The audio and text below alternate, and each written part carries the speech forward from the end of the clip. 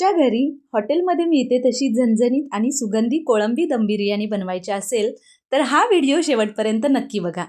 Hello everyone, नमस्कार सर्वांना. कसे आहात सर्वजण? मस्त मजेत आहात ना? मस्त मजेतच राहा.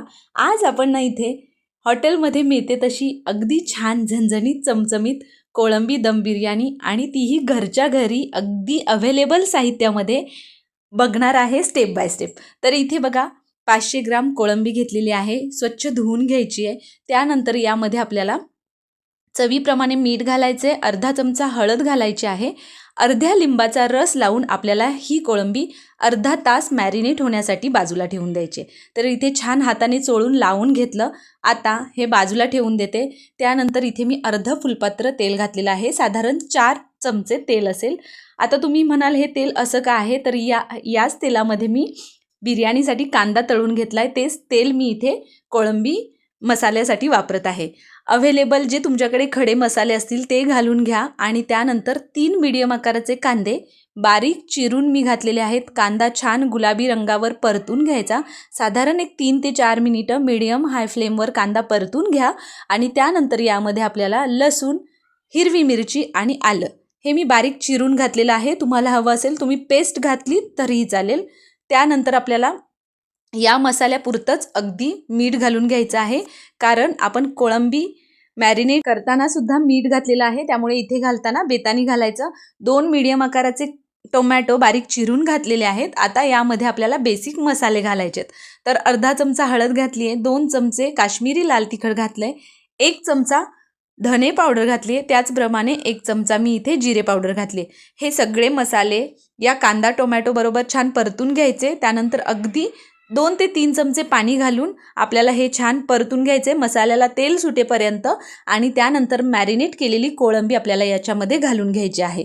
तर इथे बघा कोळंबीसुद्धा मी 1 ते 2 मिनिटभर या मसाल्याबरोबर परतून घेतली. त्यानंतर थोडीशी कोथिंबीर घातली आणि यामध्ये अगदी अर्धी वाटी पाणी घातलं. अजिबात कोळंबी शिजायला जास्त वेळ लागत नाही, त्यामुळे खूप जास्त पाणी घालायचं नाही. एक 5 मिनिटं शिजवून घेतली आणि इथे आपला कोळंबी मसाला तयार झालेला आहे.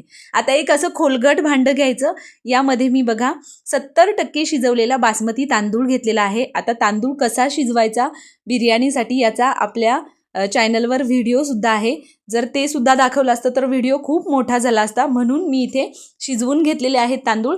आता आपल्याला याचे लेयर्स करून घ्यायचे. तर इथे बघा भांड्याला तूप लावून घेतलं, त्यामध्ये निम्मे जे शिजवल्यापैकी निम्मे तांदूळ आहेत ते घालून घेतले आणि त्यावर हा कोळंबी मसाला घालून घ्यायचा आणि तळलेला कांदा घालून घेतला आहे, बारीक चिरलेली कोथिंबीर घालून घ्यायची. आता उरलेला जो भात आहे तो यावर पुन्हा एकदा घालून घ्यायचा आणि त्यानंतर पुन्हा एकदा यावर आपल्याला जो तळून घेतलेला कांदा आहे तो घालून घ्यायचा आहे, बारीक चिरलेली कोथिंबीर घालून घ्यायची आहे. तुम्हाला हवं असेल तर तुम्ही यामध्ये केशरचं दूधसुद्धा घालू शकता.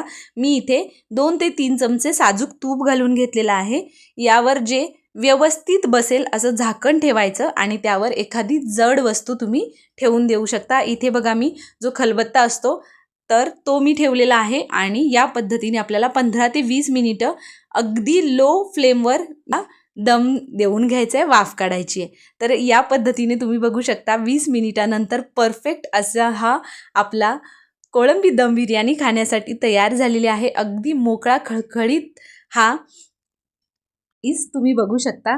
आता एका ताटामध्ये तुम्हाला मी काढून दाखवते. अशा पद्धतीने मस्त अगदी साधी सोपी कोणालाही सहज जमेल अशी कोळंबी दम बिर्याणी खाण्यासाठी तयार आहे.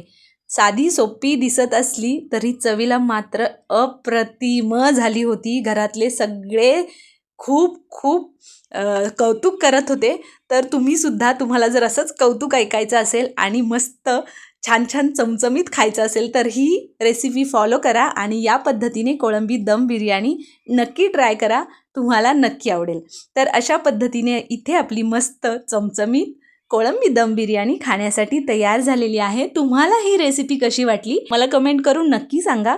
त्याचबरोबर तुम्ही अजूनही आपल्या चॅनलला सबस्क्राईब केलेलं नसेल तर लगेच आपल्या आदिश्री रेसिपी चॅनलला सबस्क्राईब करा. त्याचबरोबर बेल आयकॉन प्रेस करा, जेणेकरून इथून पुढे येणाऱ्या अशाच नवनवीन आणि छान छान रेसिपीच्या नोटिफिकेशन्स तुम्हाला मिळतील आणि त्या सगळ्या रेसिपी तुम्हाला ट्राय करून बघता येतील. चला तर मग रेसिपी आवडली असेल तर लाईक करा, त्याचबरोबर आपल्या मित्रमैत्रिणींसोबत शेअर करा. भेटूया अशा एका भन्नाट छान झणझणीत चमचमीत रेसिपीसोबत.